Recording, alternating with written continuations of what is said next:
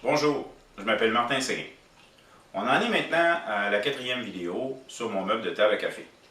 On est au moment où les panneaux ont été tous planés, préparés, dans le but du montage final.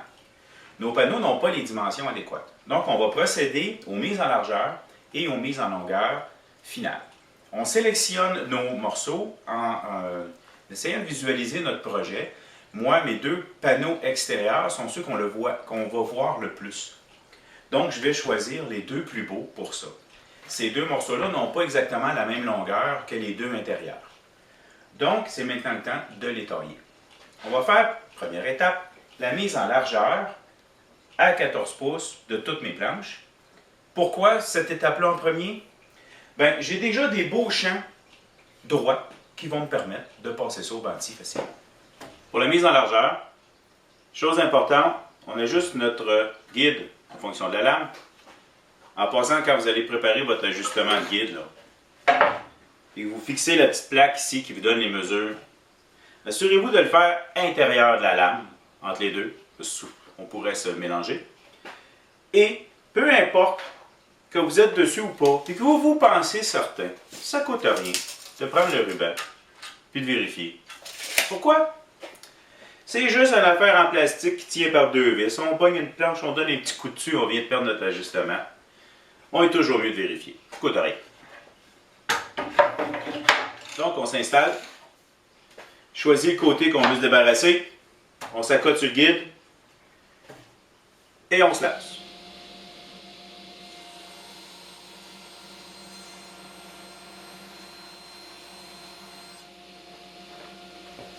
Maintenant, pour nos mises en longueur, selon notre plan, on peut facilement faire la planche du bas. On a notre mesure qui est de 40,5. Les deux de chaque extrémité de 13 et 3/4 et les deux du centre de 13. En fait, 13,5 parce qu'elles doivent entrer dans le groove qu'on va faire dans la planche du fond. Fait avec la lame, une rainure en fait, avec la lame rainurée. La seule planche qu'on ne peut pas faire tout de suite, notre mise en dimension, en mise en longueur finale, est la planche ici. Parce que oui, notre plan nous dit 19 et 3/4. Mais si on bouge un peu par rapport aux rainures, ça peut changer les dimensions. Et un autre détail, c'est qu'il y a aussi l'épaisseur des petites pins qu'il faut prendre en considération qu'on va mettre pour tenir notre tablette pour qu'elle soit ajustable. Donc, on est mieux de tout simplement pas la tailler tout de suite. On la met de côté, on la ressortira rendue à cette étape-là. Maintenant, les mises en longueur. Mise en longueur, on ne fait pas ça avec le guide. Jamais. Pourquoi? Parce que nos planches n'arrivent pas égales. On n'a pas quelque chose de droit. Et même si ça arrivait égal, il y a des fortes chances qu'on soit plus long que large. Puis quand on arrive ici, ben, le mouvement est dangereux, ce qui fait qu'on peut avoir un kickback. On utilise soit un guide à onglet, soit un plateau de coupe, un traîneau, qui va nous faire la job. Traîneau, moi je m'en sers quand ma planche ne peut pas tenir en ballant dessus, là, que le guide à onglet ça ne tiendrait pas. Donc j'utilise mon traîneau et je fais ma coupe.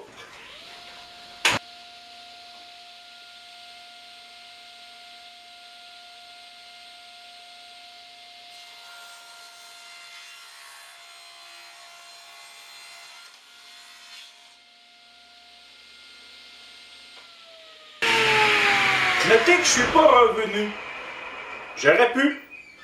J'aurais dû tasser ma planche et revenir. Pourquoi? Parce que la lame peut frotter sur le côté et faire une marque de brûlé. On n'en veut pas nécessairement. Pour la hauteur de la lame, moi c'est toujours environ une dent au-dessus de la planche. Pourquoi? Parce que ça va bien. Puis parce que je me dis que si un jour il y arrive quelque chose, ben ça en fait moins qui peut me couper. Un coup que notre coupe est faite, on fait une marque. C'est simplement un petit coin en angle. Une petite marque qui monte un triangle. Ça m'indique que ce côté est fait à 90 degrés.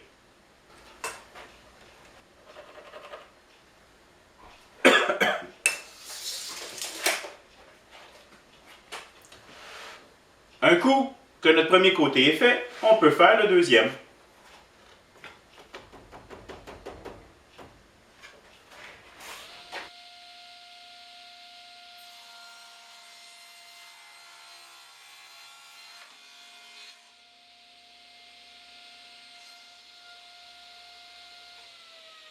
Pour mes autres morceaux, je peux prendre le guide à onglet. En fait, je pensais que je pouvais prendre le guide à onglet. Mais la largeur ici de 14 pouces par rapport à la lame fait en sorte que mon guide à onglet sort à l'extérieur. Et il faudrait que je coupe en m'en allant et en relevant le guide en cours de route. Mauvaise idée. Je ressors le plateau. Première étape, je vais faire la mise en 90, mise à l'équerre sur tous mes petits morceaux. Maintenant, pour la mise en longueur finale, j'ai fait une marque sur ma planche, ma pièce. En passant, j'utilise un petit bloc comme ça, par paresse pour être sûr de toutes les faire pareil. Là. Et on a simplement à l'ajuster où ce qu'on le veut, puis on le serre en place. Mais si vous venez qu'à vous faire un traîneau comme celui-là, perdez pas votre temps à vous faire la groove en haut pour ça. Achetez-vous plutôt une traque en métal que vous allez visser sur le dessus. Beaucoup plus fiable, beaucoup plus stable. Moi, ça a même déjà commencé à casser. Là. Et en serrant ça en place, ma mesure est prise, je peux couper mes deux planches de cette longueur-là. Bon, maintenant que mes pièces sont toutes à leur dimension finale, ou presque, sauf une, là, je dois maintenant, pour ma base, faire deux rainures de la largeur exacte de ceci. Entre les deux, on rappelle. La largeur de la rainure, je peux la mesurer, c'est bien beau. Hein? Ça va me donner un indice. J'ai approximativement 3/4 de pouce ou 19 mm. Mais je veux que la rainure soit le plus serrée possible. Donc, ce que je fais, j'y vais approximatif. Bon, la première ligne importante, c'est de mesurer exactement le 10 pouces que je veux donner. D'accord? Donc, je fais ma ligne à 10 pouces. La rainure doit être à sa gauche. Je peux venir faire, à titre d'indice, cette ligne, comme je dis, au niveau indice. Ensuite, je vais approximativement calculer l'autre côté. Je dis bien approximatif.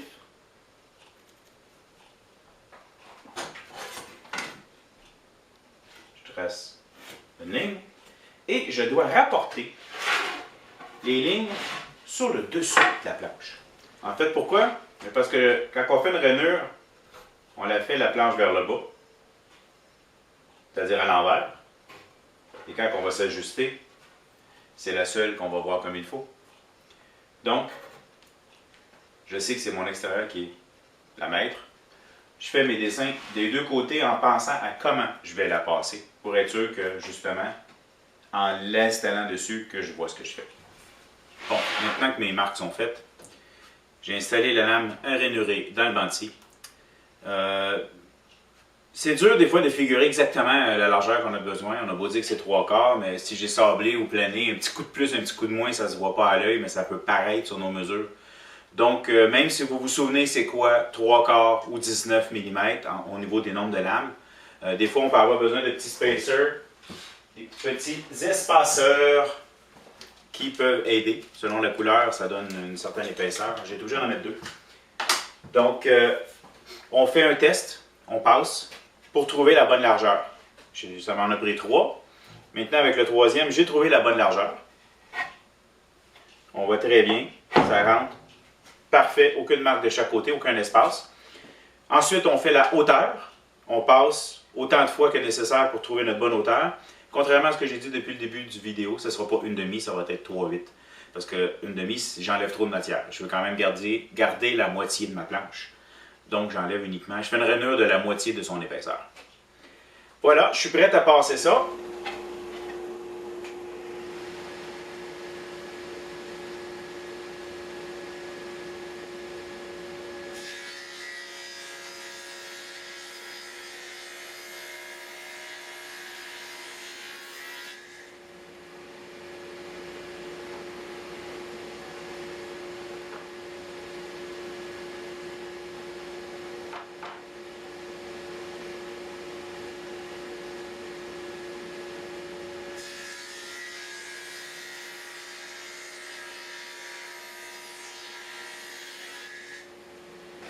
Voilà, c'est fait.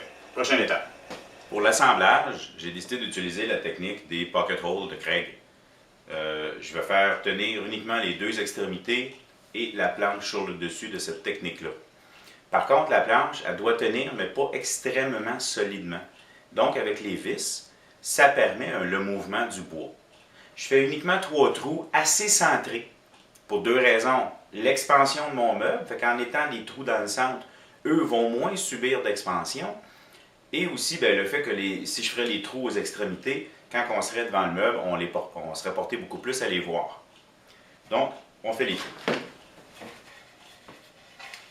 Comme je l'expliquais, 3 trous simplement au centre devraient faire tenir ma planche sur le dessus parfaitement. Je vais également en faire sur ma grande planche du fond pour faire tenir mes 2 extrémités, mais je fais les trous par-dessous pour les tenir en place.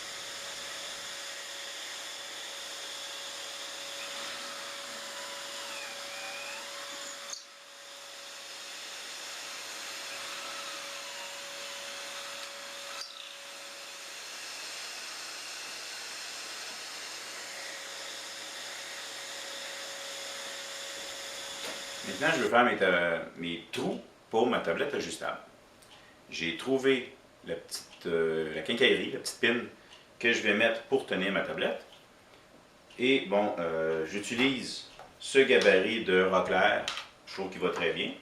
Je m'enligne dans le haut. J'ai identifié que ça me prend la bite de 5 mm. Le gabarit vient soit avec je me souviens plus, 5 mm ou un quart, mais bref, j'ai acheté l'autre. Et maintenant, j'ai les deux. Ça va super bien. Quand on rentre, le ressort fait en sorte qu'on ne creuse que la bonne épaisseur. Donc, c'est automatiquement correct. Donc, j'insère.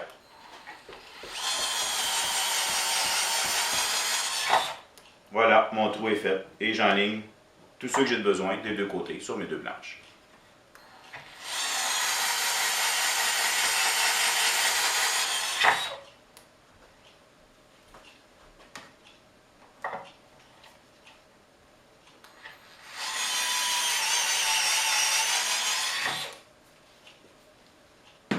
Dépendamment de la grandeur qu'on a à faire, peut-être que de mettre une petite serre dessus peut être pratique.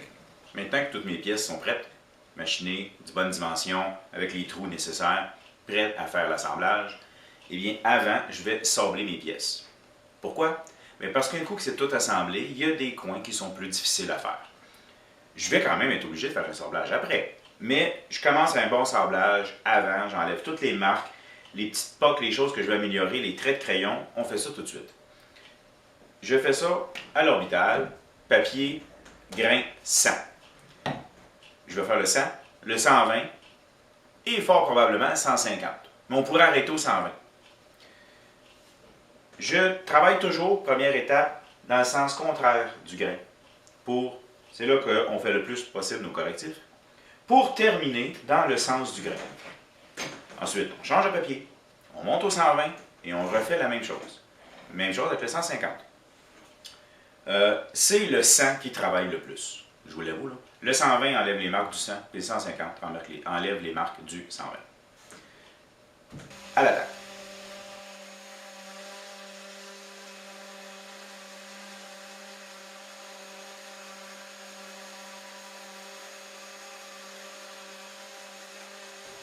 Bon, bien, mes pièces sont toutes prêtes. Je vais faire l'assemblage collé de mes 2 pièces du centre. On commence par ça. Pour l'assemblage, on doit coller les 2 planches dans le centre. Mais on veut que ce soit le plus droit possible. Donc, j'ai ces petites équerres de Rockler avec les serres qui me permettent de tenir mes planches droites. Et je vais mettre, après avoir mis la colle, parce que là, je me pratique avant pour placer mes serres comme il faut. Je vais mettre des serres ici et d'autres derrière en m'installant pas mal sur le coin de ma table de montage. En mettant les serres derrière, ça va l'empêcher de tomber. Sinon, je ne savais pas trop comment m'installer, ou j'en collais une à la fois et j'attendais qu'elle sèche, mais j'ai décidé de faire les deux en même temps. Donc, on prépare nos serres tout de suite.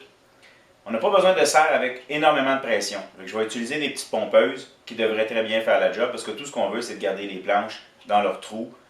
C'est pas comme si on était en train de faire un gros collage de planche laminée, ce n'est pas la même chose. C'est simplement de garder les morceaux à leur place. On met de la colle uniquement dans le fond de la rainure. Pas besoin d'en mettre énormément. Il ne faut pas nécessairement que ça déborde parce qu'en passant, ce qui va déborder va nous causer des problèmes au niveau de la finition. Donc, on en met quand même une bonne quantité, mais on n'exagère pas. Un bon cordon, un bon lacet en plein centre va être suffisant. On met la planche dedans.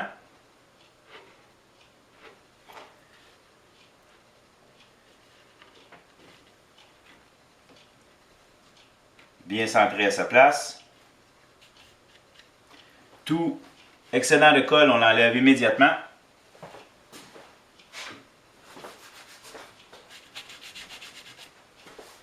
Et il va falloir le ressabler de toute façon parce que sinon notre finition va avoir de la difficulté.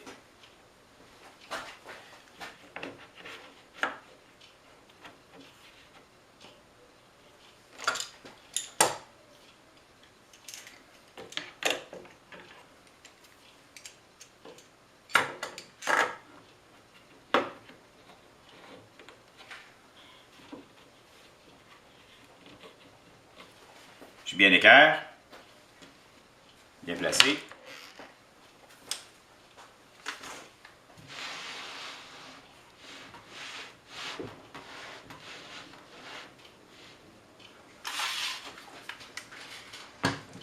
Et je viens serrer le tout en m'accrochant à ma table de montage, qui est une simple extension de mon établi.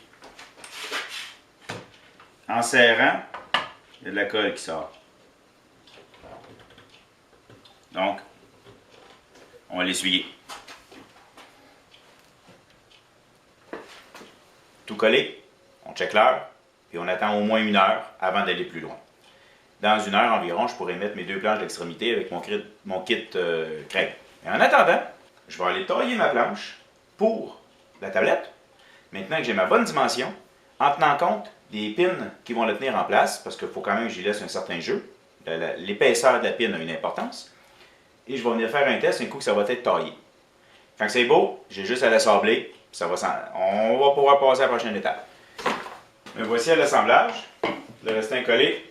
Je fixe mon morceau avec une paire de pinces dédiée à l'utilisation du Craig. Des vis de 1 pouce et quart parce que j'ai 3/4, 3/4. Et le trait fin, les fine en anglais, parce que c'est du bois dur. Voilà. On met dans le bas. On a simplement à s'enligner.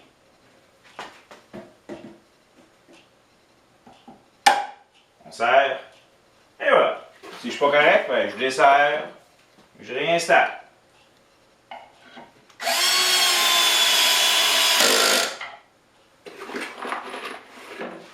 Et on met une vis dans chaque trou. Voici la base de ma table. Terminée. Prête pour la finition.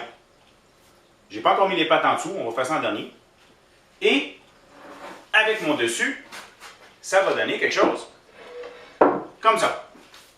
Je ne les assemble pas tout de suite pour être capable de faire ma finition séparément. La cliente a décidé de ne pas teindre le bas. On laisse ça naturel partout. Ça se ressemble un peu. Fait que c'est ça. Je fais ma finition et je fais mon assemblage juste après. Bon, bien, nous voilà 2 heures après la dernière couche de vernis appliqué. C'est un vernis à l'eau appliqué au HVLP. Je ne vous ai pas montré comment je le fais. Je le montre dans plusieurs autres vidéos, dont un spécialement sur la teinture et un autre spécialement sur le vernis. Je vous invite à aller le consulter. Je suis au point où j'assemble le tout ensemble. J'ai pris le dessus que j'ai mis dessous à l'envers. Je m'assure d'avoir mon derrière. Je prends mes mesures tout le tour pour être sûr que je suis exactement à 1 pouce tout le tour parce que mon bas a 42 et le haut a 44. Je laisse 1 pouce partout. Et j'y rentre les vis.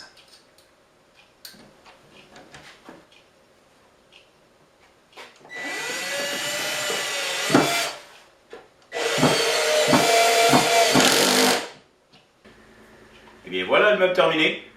Pendant qu'il est en lavage, j'en ai profité pour mettre ses pattes. Il est complet, final, verni, prêt à se rendre à sa destination finale. C'était comment faire une table à café avec une tranche d'orme ou de n'importe quoi. À votre choix. J'espère que vous avez apprécié. Merci.